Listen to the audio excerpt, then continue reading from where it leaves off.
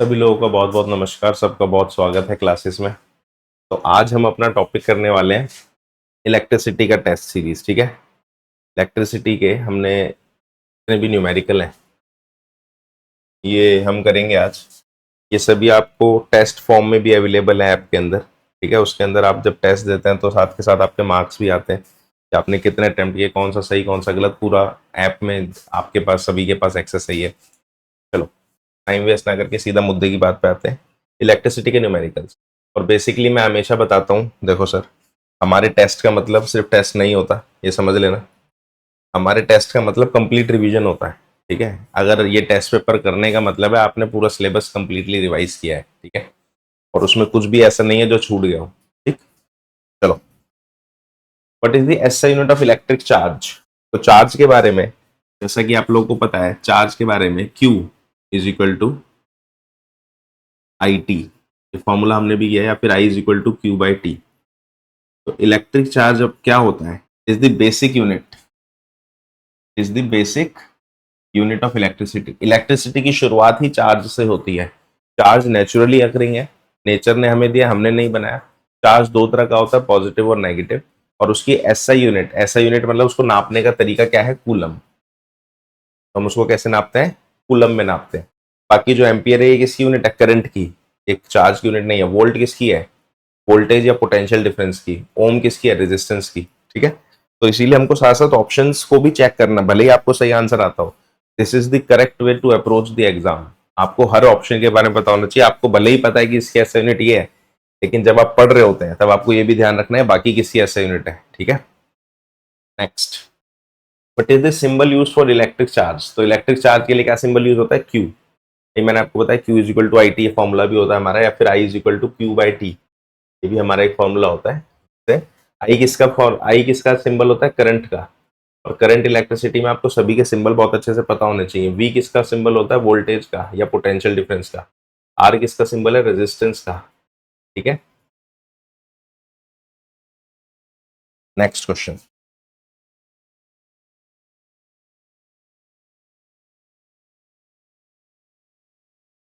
अगले क्वेश्चन में है, which particle carries positive charge. इनमें से कौन सा पार्टिकल है जिसके पास पॉजिटिव चार्ज होता है। तो इलेक्ट्रॉन के पास तो नेगेटिव चार्ज होता है, न्यूट्रॉन के पास नो चार्ज, जीरो चार्ज होता है। फोटोन इज बेसिकली ये फोटोन हमने उसके अंदर करा था इलेक्ट्रोमैग्नेटिक रेडिएशंस में। तो फोटोन एक बिल्कुल अलग चीज है ना। फोटोन जो है, जब एक हमारी लाइट ट्रेवल करती है वेव की फॉर्म में, तो उसके अंदर ये बिल्कुल अलग टॉपिक है। प्रोटोन, प्रोटोन जो है पॉजिटिव चार्ज कैरी करता है। इसीलिए आपको सबके बारे में पता होना चाहिए। फोटोन क्या होता है, पैकेट्स ऑफ एनर्जी होता है। जब लाइट ट्रेवल करती है तो उसमें पैकेट्स की फॉर्म में एनर्जी सेव होते हैं, जिसको हम फोटोन्स बोलते हैं। ठीक है, ये आपको डिटेल में आपको इलेक्ट्रोमैग्नेटिक वेव्स वाले टॉपिक में हमने क्लियर करा हुआ है, डिस्कस कर रखा है। Next, a body with excess of electrons has which type of charge. Excess of electron, अगर किसी चीज के पास इलेक्ट्रॉन ज्यादा हो जाएंगे तो उसके पास क्या चार्ज होगा, तो जाहिर सी बात है उसके पास नेगेटिव चार्ज होगा। क्यों, क्योंकि इलेक्ट्रॉन के खुद के पास नेगेटिव चार्ज होता है ना। जिस जो खुद ही नेगेटिव है वो किसी चीज पे ज्यादा अगर नेगेटिव आ जाएगा तो उसके पास कौन सा चार्ज हो जाएगा, नेगेटिव चार्ज। ठीक है, next,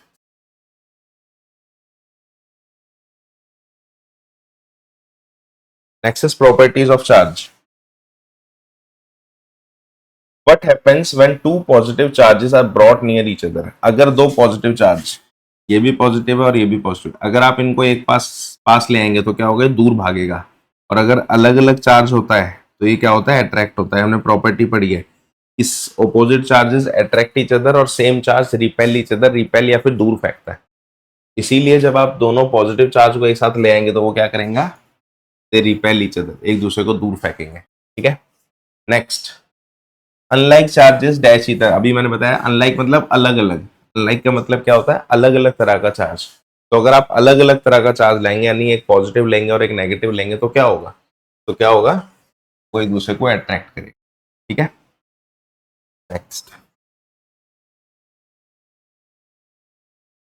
next is electrostatic force. तो इलेक्ट्रो क्वेश्चन क्या है, वो बाद की बात है। इलेक्ट्रोस्टैटिक के नाम से, इलेक्ट्रो मतलब इलेक्ट्रिसिटी और स्टैटिक का मतलब होता है रुका हुआ, एट रेस्ट। इलेक्ट्रोस्टैटिक का मतलब क्या हुआ, जब इलेक्ट्रिसिटी रुकी हुई हो या फिर इलेक्ट्रिक चार्ज रुका हुआ हो, उसको हम बोलते हैं इलेक्ट्रोस्टैटिक। तो electrostatic force is the force due to charge at rest. जब चार्ज रुका हुआ होता है उसकी वजह से जो फोर्स लगती है उसको बोलते हैं इलेक्ट्रोस्टैटिक फोर्स। ये कुछ आप ऐसे समझ सकते हो जैसे एक चार्ज है पॉजिटिव, जैसे एक चुंबक होती है ना मैग्नेट, मैग्नेट में दो पोल होते हैं, नॉर्थ पोल और साउथ पोल। तो इसके आसपास एक एरिया होता है जहां पे इसकी ताकत को महसूस किया जा सकता है, उसे बोलते हैं मैग्नेटिक फील्ड।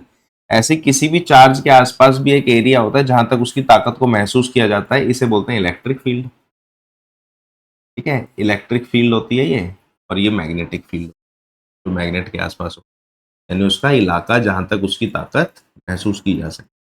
ठीक है, next, electricity is produced by. Electricity कब बनती है? तो इलेक्ट्रिसिटी कब बनती है? Flowing charges. अगर चार्ज रुका हुआ है तो वो इलेक्ट्रोस्टैटिक फील्ड होती है, इलेक्ट्रोस्टैटिक फोर्स होती है, उससे चार्ज नहीं बनता। करंट नहीं बनता, चार्ज तो वो खुद होता ही है, करंट नहीं बनता। तो करंट का मतलब है फ्लोइंग। जैसे पानी के रुकने से नदी नहीं हो सकती, वो तालाब होता है। पानी जब बहने लगेगा तब वो नदी हो जाएगी। तो कुछ ऐसा ही है कि जब चार्ज बहने लग जाता है, फ्लो करता है, तब क्या बनती है? इलेक्ट्रिसिटी बनती है। और ये फ्लो करता क्यों है? क्यों भागेगा? चार्ज को क्या पड़ी है भागने की? जैसे मैंने आपको बताया कि पानी, नदी में पानी क्यों बहता है? क्योंकि वो ऊपर एक हाइट से आ रहा होता है, ऊपर से नीचे की तरफ पानी बहता है। तो उसका रीजन है क्योंकि वो हाइट ऊपर, कोई भी चीज ऊपर से नीचे आती है, इसीलिए पानी भी ऊपर से नीचे बहता है। तो चार्ज क्यों बहेगा? तो चार्ज के फ्लो करने का रीजन क्या होता है? चार्ज क्यों बहता है? ड्यू टू पोटेंशियल डिफरेंस या वोल्टेज। अभी आपको आगे मिल ही जाएगा। वोल्टेज या फिर पोटेंशियल डिफरेंस की वजह से चार्ज जो है मूव करता है एक जगह से दूसरी जगह। ठीक है, जो सेल होता है हमारा, सेल का काम यही होता है पोटेंशियल डिफरेंस देना। ठीक है, जो बैटरी लगाते हैं ना हम रिमोट वगैरह में या किसी भी चीज में, उससे करंट आ जाता है। क्या काम होता है उसका? उसका यही काम होता है पॉजिटिव नेगेटिव चार्ज को गड़बड़ मतलब बनाए रखना, potential difference. The conventional direction of electric is from, conventional और एक्चुअल फ्लो ध्यान से समझेंगे। देखो हुआ क्या था, जनरली हम क्या करते हैं, पॉजिटिव से नेगेटिव डायरेक्शन लेते हैं करंट की। ये बात ध्यान रखना है, जो डायरेक्शन है करंट की, डायरेक्शन ऑफ करंट, करंट की डायरेक्शन हम पॉजिटिव टू नेगेटिव ली थी हमने पहले स्टार्टिंग में। लेकिन बाद में हमें ये पता चला कि यार ये तो हम गलत कर रहे हैं, क्योंकि हमारी डायरेक्शन एक्चुअल में क्या होती है? नेगेटिव टू पॉजिटिव होती है। सही डायरेक्शन क्या होती है? Negative to positive. लेकिन जब हमें पता भी लग गया तब भी हमने इसको चेंज नहीं किया।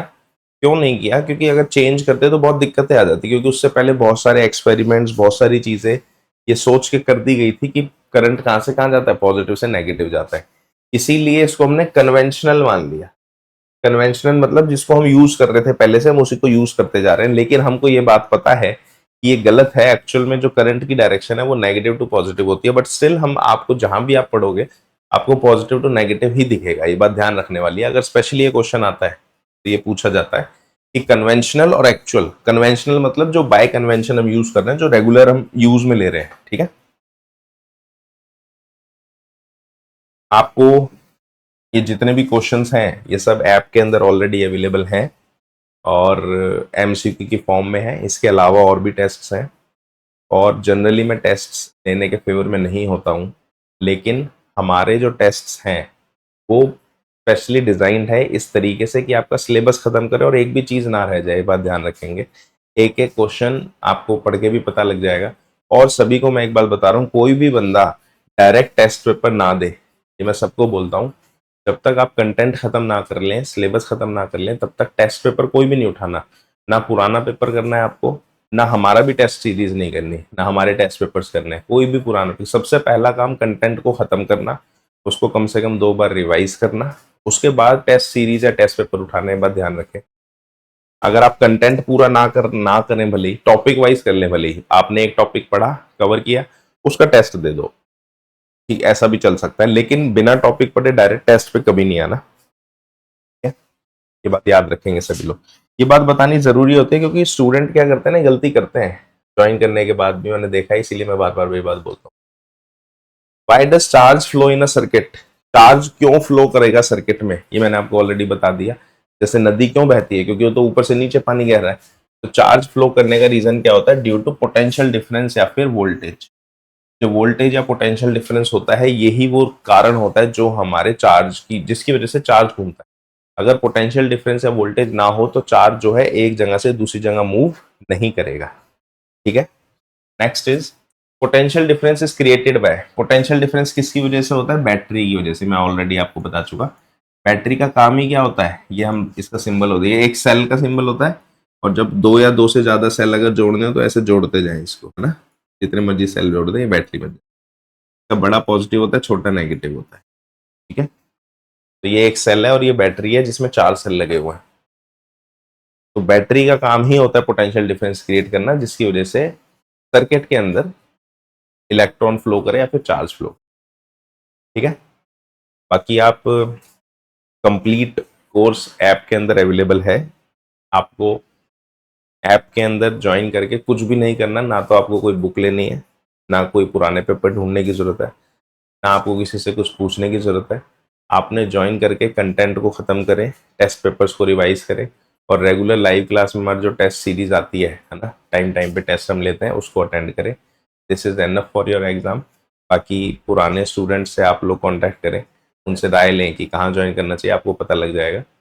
बाकी किसी भी तरह के डाउट के लिए आप मैसेज कर सकते हैं दिए हुए नंबर पे, आपके पास नंबर आ ही रहा होगा सभी को। किसी भी तरह की एग्जाम से रिलेटेड क्वेरी है तो आप पूछ सकते हैं। ठीक है, नेक्स्ट क्वेश्चन।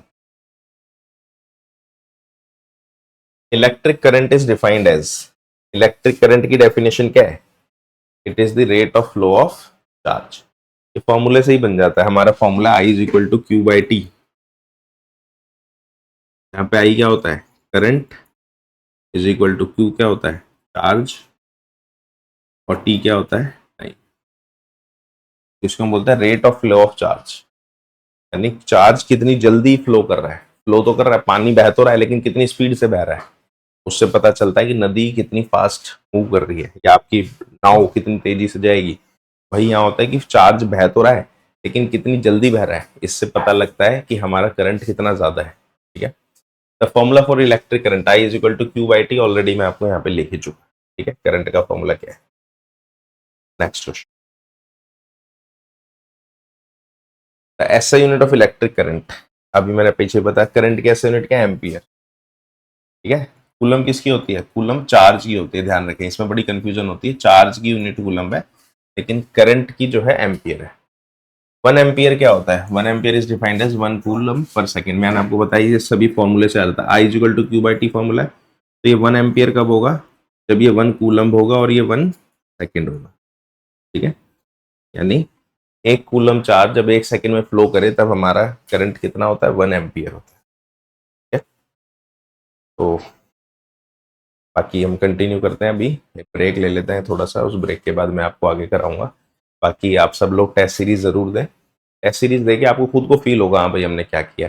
लेकिन टेस्ट सीरीज या जो भी टेस्ट पेपर्स है वो कंटेंट खत्म करने के बाद ही करना है सब। ठीक है, बाकी जो लाइव क्लास में, लाइव में टेस्ट का नोटिफिकेशन आपके पास ऐप में आ जाता होगा, उसको जरूर देखें, नोटिफिकेशन को ऑन रखें और टेस्ट में जरूर आए। ठीक है सभी लोग, चलो बाय बाय, ब्रेक के बाद मिलते हैं।